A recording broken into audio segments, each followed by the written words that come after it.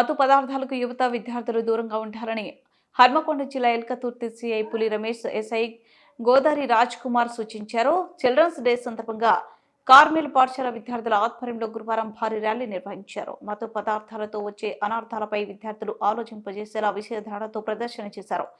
జాతీయ నాయకులు వేషధారణతో ఆకట్టుకున్నారు.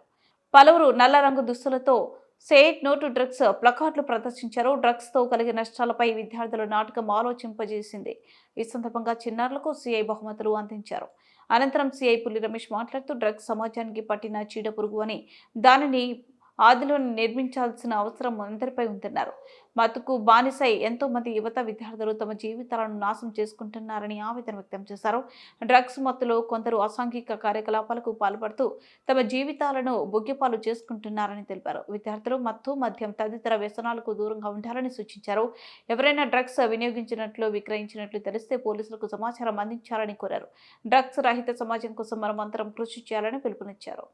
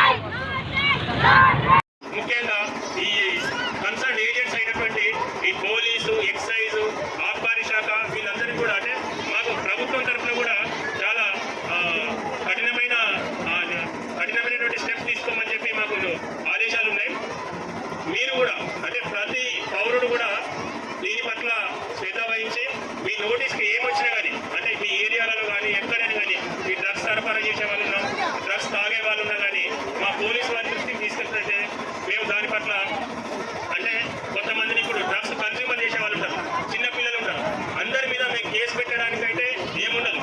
చిన్నపిల్లలు ఉన్నా కన్స్యూమర్స్ ఉన్నా వాళ్ళకి ఫస్ట్ కౌన్సిలింగ్ చేస్తాం. కౌన్సిలింగ్ చేసి వాళ్ళు మారే విధంగా మనం ప్రయత్నం చేస్తాం. ఎందుకంటే ఇది పోలీసు వారి దృష్టికి తీసుకుంటే కేసు అయినది కావచ్చు, వాళ్ళ జీవితాలు ఖరాబ్ అవుతాయి కావచ్చు అని చెప్పి కొంతమంది